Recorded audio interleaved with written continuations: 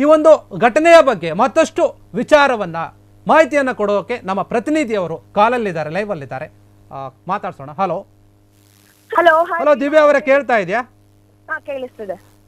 ದಿವ್ಯಾ ಅವರೇ, ಏನಿದು ಗಲಾಟೆ ಅಂತ ಮಂಜು ಹಲ್ಲೆ ಮಾಡಿದ್ದಾನೆ ಸಂತೋಷ್ ಮೇಲೆ ಅಂತ ಹೇಳ್ತಾ ಇದ್ದಾರೆ. ಏನು, ಯಾವ ರೀತಿಯಾಗಿ, ಏನಿದು ಘಟನೆ ಬಗ್ಗೆ ಇನ್ನಷ್ಟು ಮಾಹಿತಿಗಳನ್ನ ಹೇಳೋದಾದ್ರೆ? ರೀಮಾ ಅವರೇ, ನಿನ್ನೆ ರಾತ್ರಿ ಸುಮಾರು ಒಂದು 6-7 ಗಂಟೆ ಹಂಗೆ ಮಂಜು ಅವರು ಕೆಲವೊಂದು ವಸ್ತುಗಳನ್ನ ಇಟ್ಕೊಂಡು, ಮಾರಕಸ್ತ್ರಗಳನ್ನ ಇಟ್ಕೊಂಡು ಸಂತು ಅವರ ಮನೆ ಬಾಗ್ಲು ಮುಂದೆ ನಿಂತಿದ್ದಾರೆ. ಸಂತು ಅವರು ಬೇಕರಿ ಹತ್ರ ನಿಂತಿರ್ಬೇಕಾದ್ರೆ ಹಂಗಾಸೆ ಆದ್ ಹೋಗಿದ್ದಾರೆ. ಹಾಗಾಗಿ ಸಂತು ಅವರು ಕೂಡ ನೋಡಿದ್ದಾರೆ. ಲೀಲಾ ಅವರಿಗೆ ಒಂದ್ ಹೇಳಿದ್ದಾರೆ, ಬಾಗ್ಲು ತೆಗಿಬೇಡ, ಮಂಜು ಬರ್ತಿದ್ದಾನೆ, ಅವನ್ ಕೈಯಲ್ಲಿ ಏನೇನೋ ವಸ್ತುಗಳಿದೆ, ನಿನ್ನ ಸಾಯಿಸಕ್ಕೆ ಬರ್ತಿದ್ದಾನೆ ಅಂತ ಹೇಳಿದ್ದಾರೆ. ಸೊ ಹೀಗಾಗಿ ಲೀಲಾ ಅವ್ರು ಏನ್ ಮಾಡಿದ್ರು, ಕದವನ್ನ ತೆರಿಲಿಲ್ಲ. ಆದ್ರೆ ಮಂಜು ಹೋಗ್ಬಿಟ್ಟು ಡೋರ್ ಬೆಲ್ ನ ನಾಕ್ ಮಾಡ್ತಾನೆ ಇದ್ರು, ಡೋರ್ ತೆಗಿರಿ ಅಂತ ಹೇಳ್ತಿದ್ರು. ಆದ್ರೆ ಲೀಲಾ ಅವರು ಸಂತೋರ್ ಹೇಳಿದ್ರಿಂದ ಡೋರ್ ನ ಓಪನ್ ಮಾಡಿಲ್ಲ. ಇನ್ನು ಲೀಲಾ ಅವ್ರ ಜೊತೆಗೆ ಅವರ 3 ಜನ ಮಕ್ಕಳು, ಜೊತೆಗೆ ಸಂತು ಅವರ ಒಬ್ಬ ಮಗ, ಈ ಮಕ್ಕಳೆಲ್ಲ ಮೇಲಿರ್ಬೇಕಾದ್ರೆ ಮಂಜು ಅವರು ಲೀಲಾ ಮೇಲೆ ಅಟ್ಯಾಕ್ ಅನ್ನ ಮಾಡೋದಕ್ಕೆ ಬಂದಿದ್ದಾನೆ. ಸೊ ಆ ಒಂದು ಸಮಯದಲ್ಲಿ ನೀವು ನೋಡಿ, ಮಕ್ಕಳಿರ್ಬೇಕಾದ್ರೆ ಯಾರಾದ್ರೂ ಒಬ್ಬ ಜವಾಬ್ದಾರಿಯುತ ತಂದೆ ಆ ರೀತಿಯಾಗಿ ಮಾಡ್ತಾನ? ಮಕ್ಕಳ ಮನಸ್ಥಿತಿ ಮೇಲೆ ಎಷ್ಟೆಲ್ಲ ಪರಿಣಾಮ ಬೀರ್ಬೋದು ಅನ್ನೋದು ಯೋಚನೆ ಬರಲ್ವಾ ತಂದೆಗೆ? ಸೊ ಅಂತ ತಂದೆ ಆಗಿದ್ರೆ ಮಂಜು ಲೀಲಾ ಮೇಲೆ ಅಟ್ಯಾಕ್ ಮಾಡೋದಕ್ಕೆ ಮಕ್ಕಳೆಲ್ಲ ಇರ್ಬೇಕಾದ್ರೆ ಮನೆಗ್ ಬಂದಿದ್ದಾನೆ. ಆಗ ಸಂತು ಅವರು ಅವರ ಸ್ನೇಹಿತರು ಏನು ಮಂಜುನ ತಡೆಯೋದಕ್ಕಂತ ಹೇಳಿ ಓಡ್ ಬಂದಾಗ ಏನ್ ಮಾಡಿದಾನೆ, ಖಾರದ ಪುಡಿ ತಗೊಂಡ್ ಬಂದಿದ್ದಾನೆ ಮಂಜ.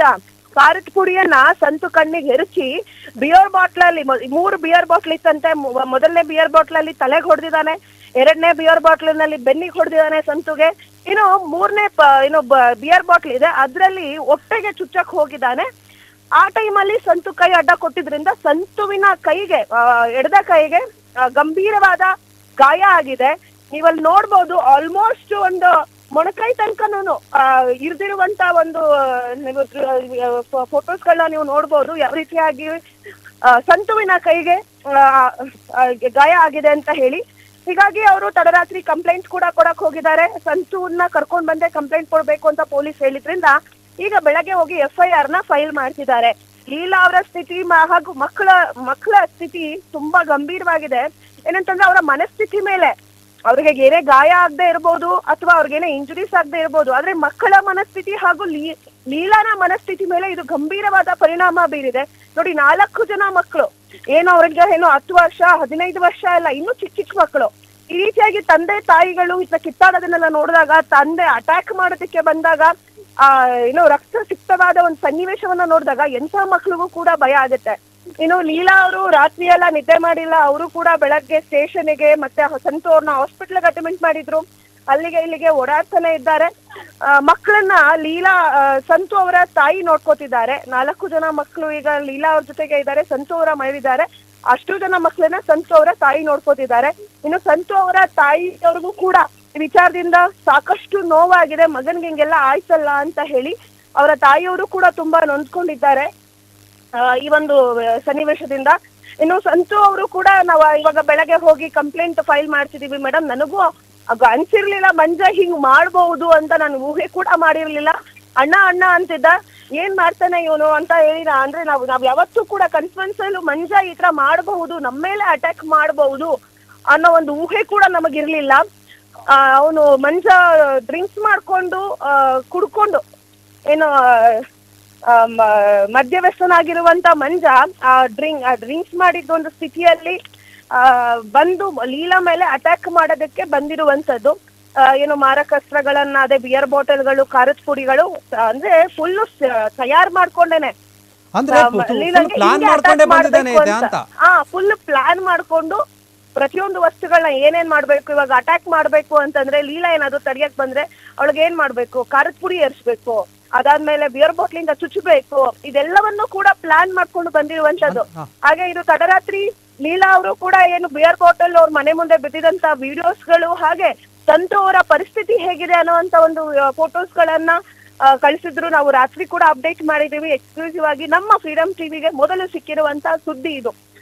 ನಾವ್ ಈಗಾಗ್ಲೇ ಲೀಲಾ ಅವ್ರನ್ನ ಇಂಟರ್ವ್ಯೂ ಮಾಡಿದ್ವಿ. ಮೊದ್ಲೆಲ್ಲಾ ಹೇಳ್ತಿದ್ರು ಲೀಲಾದೇ ತಪ್ಪು, ಮಂಜು ಸರಿ ಇಲ್ಲ ಅಂತ ಹೇಳಿ. ಮಂಜು ಕರೆದಿದ್ದಕ್ಕೆ, ಹಾಗೆ ಕರ್ನಾಟಕದ ಜನರು ಕೂಡ ಹೋಗಮ್ಮ ಲೀಲಾ ಮಂಜು ಜೊತೆಗೆ ಅಂತ ಹೇಳಿದಕ್ಕೆ ಲೀಲಾ ಮನ್ಸನ್ನ ಬದಲಾಯಿಸಿ ಮಕ್ಕಳ ಮುಖವನ್ನ ನೋಡ್ಕೊಂಡಾದ್ರೂ ಇರೋಣ, ಅವರು ಗಂಡ ಸರಿ ಇಲ್ದೇ ಇದ್ರು ಪರವಾಗಿಲ್ಲ, ಮಕ್ಳನ್ನ ನೋಡ್ಕೊಂಡ್ ಚೆನ್ನಾಗಿರೋಣ ಅಂತ ಹೇಳಿ ಮಂಜು ಜೊತೆ ಹೋಗಿದ್ರು ಈ ಹಿಂದೆ.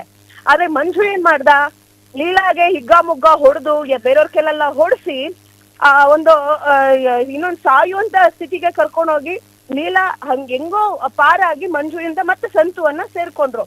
ಸಂತು ಅವರು ಕೂಡ ಲೀಲಾನ ಕಳಿಸ್ಕೊಟ್ಟಿದ್ರು. ಇದಾದ್ಮೇಲೆ ಇಷ್ಟೆಲ್ಲಾ ಸನ್ನಿವೇಶಗಳಾದ್ಮೇಲೆ ಸಂತು ಅವರ ಮನ್ಸು ಕೂಡ ಗಟ್ಟಿ ಆಯ್ತು. ಇನ್ನ ಲೀಲಾನ ಕಳ್ಸಿದ್ರೆ ಮಂಜು ಉಳ್ಸಲ್ಲ ಅಂತ ಹೇಳಿ ಸಂತು ಅವರ ಲೀಲಾ ಜವಾಬ್ದಾರಿ ಹಾಗೂ ಮಕ್ಕಳ ಜವಾಬ್ದಾರಿನ ನಾನೇ ತಗೋತೀನಿ, 2 ಮಕ್ಕಳನ್ನ ನಾನೇ ನೋಡ್ಕೋತೀನಿ, 1 ಗಂಡ್ ಮಗುವನ್ನ ಅವ್ರು ನೋಡ್ಕೊಳ್ಳಿ ಅಂತ ಹೇಳಿದ್ರು. ಈ 3 ದಿನದಿಂದ ಒಂದು ಪಂಚಾಯಿತಿ ನಡೆದಿದೆ. ಏನೋ ಒಂದು 30 ಜನ ಹಿರಿಕರನ್ನ ಕರ್ಸ್ಬಿಟ್ಟು ಪಂಚಾಯಿತಿ ಮಾಡಿದ್ದಾರೆ ಮಂಜು ಅವರು, ಅವರ ಸಂಬಂಧಿಕರು ಅವರೆಲ್ಲ ಸೇರ್ಕೊಂಡು. ಮಂಜ ಹೇಳಿರೋದೇನು, ನನಗೆ ಮಕ್ಕಳನ್ನ ಸಾಕೋದಕ್ಕಾಗಲ್ಲ, 3 ಜನ ಮಕ್ಕಳನ್ನ ಲೀಲಾನೇ ಕರ್ಕೊಂಡು ಹೋಗ್ಲಿ ಅಂತ ಹೇಳಿದ್ರು. ಲೀಲಾ ಅವರು 3 ಜನ ಮಕ್ಕಳನ್ನ ಸಂತು ಅವ್ರ ಮನೆಗ್ ಕರ್ಕೊಂಡ್ ಬಂದು ಮಕ್ಕಳನ್ನ ನೋಡ್ಕೋತಿದ್ರು. ಮಕ್ಕಳನ್ನ ಕರ್ಕೊಂಡ್ ಬಂದ್ಮೇಲೆ ಒಂದ್ ಸತಿನೇನೋ ಕಾಲ್ ಮಾಡಿದಾರಂತ ಮಂಜ ಹೇಗಿದ್ರ ಅಂತ ಕೇಳೋದಕ್ಕೆ.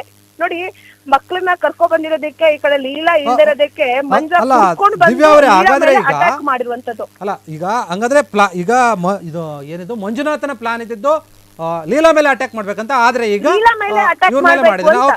ಓಕೆ ಲೀಲಾ ಅವ್ರೆ, ಆಯ್ತು, ನಿಮ್ಮೆಲ್ಲ ಮಾಹಿತಿಯಾಗಿ ಧನ್ಯವಾದ.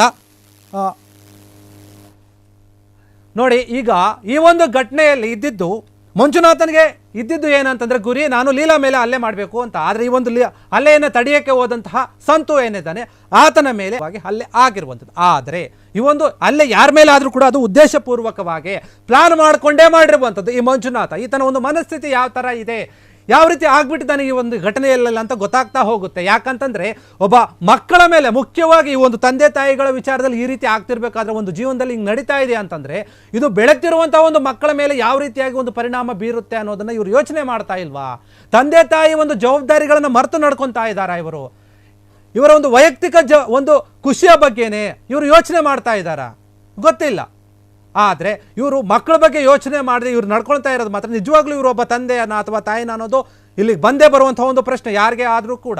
ಮಕ್ಕಳ ಬಗ್ಗೆ ಯೋಚನೆ ಮಾಡಿ, ಅವರ ಜೀವನದ ಬಗ್ಗೆ ಯೋಚನೆ ಮಾಡಿದ್ರೆ ನೀವು ಈ ರೀತಿಯಾಗಿ ನಡ್ಕೊಳ್ತಾ ಇರಲಿಲ್ಲ, ಈ ಮಟ್ಟಕ್ಕೆ ಈ ಒಂದು ಘಟನೆ ಹೋಗ್ತಾ ಇರಲಿಲ್ಲ. ಏನೇ ಒಂದು ಸಂಸಾರದಲ್ಲಿ ಗಲಾಟೆ ಇದ್ದರೂ, ಮನಸ್ತಾಪಗಳಿದ್ರೂ ಕೂಡ ನೀವು ಅದನ್ನು ಸರಿ ಮಾಡಿಕೊಂಡು ಹೊಂದಾಡ್ಕೊಂಡು ಬದುಕೋಣ ಅನ್ನುವಂಥ ಒಂದು ಮನಸ್ಥಿತಿ ನಿಮ್ಮಲ್ಲಿ ನಿಜವಾಗ್ಲೂ ಇದ್ರೂ ಕೂಡ ನೀವು ಸರಿಯಾಗಿರ್ತಿದ್ರಿ. ಆದರೆ ಯಾರಲ್ಲೂ ಕೂಡ ಈ ಒಂದು ಮನಸ್ಥಿತಿ ಇಲ್ಲ ಅನಿಸುತ್ತೆ. ಈ ಒಂದು ಘಟನೆಗಳನ್ನು ನೋಡಿದಾಗ ಒಂದು ಪ್ರಾಣವನ್ನೇ ತೆಗೆಯುವಂಥ ಮಟ್ಟಕ್ಕೆ ಒಬ್ಬ ಮನುಷ್ಯ ಹೋಗ್ತಾನೆ ಅಂತಂದರೆ ಇದು ಇನ್ನೆಲ್ಲಿ ಇದೆ ಸಂಸಾರದಲ್ಲಿ ಒಂದು ನೆಮ್ಮದಿ ಇವರಿಗೆ? ಇನ್ನು ಯಾವ ರೀತಿಯಾದಂಥ ಮನಸ್ಥಿತಿಯನ್ನು ಇಟ್ಕೊಂಡಿದ್ದಾರೆ ಇವರು?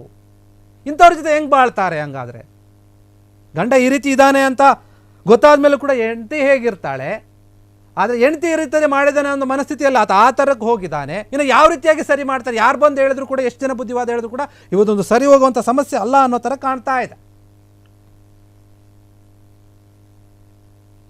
ಈ ಒಂದು ಘಟನೆ ಇಷ್ಟರ ಮಟ್ಟಿಗೆ ಆಗ್ಬಿಟ್ಟಿದೆ ಅಂತಂದರೆ ಇದಕ್ಕೆ ಮುಂದಿನ ಒಂದು ಬೆಳವಣಿಗೆ ಏನಾಗುತ್ತೆ ಅಂತ ಗೊತ್ತಿಲ್ಲ. ಈಗ ಏನೋ ಹೋಗಿ ಕಂಪ್ಲೇಂಟ್ ಕೊಟ್ಟಿದ್ದಾರಂತೆ, FIR ಕೂಡ ಮಾಡಿಸಿದಾರಂತೆ. ಸಂತು ಅವರೇ ಬರಬೇಕು ಅಂತ ಹೇಳಿದ ಕಾರಣ ಅವರು ಹೋಗಿ FIR ಕೊಟ್ಟಿದ್ದಾರೆ ಅಂತ ಹೇಳಾಗ್ತಾ ಇದೆ. ಮುಂದೆ ಅದನ್ನು ಪೊಲೀಸರು ನೋಡ್ಕೊಳ್ತಾರೆ. ಈ ಒಂದು ಕೂಡ ಹೊಸ ಒಂದು ವಿಚಾರ ಕೂಡ ಈಗ ಬಂದಿರುವುದು. ಮಂಜುನಾಥನ ಒಂದು ಅತಿರೇಕತನ ಇಷ್ಟರ ಮಟ್ಟಿಗೆ ಬಂದಿದೆ ಅನ್ನೋದಕ್ಕೆ ಈ ಒಂದು ಹಲ್ಲೆಯೇ ಈಗ ಉದಾಹರಣೆ. ಕ್ಷಣ ಕ್ಷಣದ ಸುದ್ದಿಗಳಿಗಾಗಿ ಫ್ರೀಡಂ ಟಿವಿ ಸಬ್ಸ್ಕ್ರೈಬ್ ಮಾಡಿ, ಲೈಕ್ ಮಾಡಿ ಹಾಗೂ ಫಾಲೋ ಮಾಡಿ. ಹೊಸ ಸುದ್ದಿಗಳ ನೋಟಿಫಿಕೇಶನ್ಗಾಗಿ ಬೆಲ್ ಐಕಾನ್ ಮೇಲೆ ಕ್ಲಿಕ್ ಮಾಡಿ.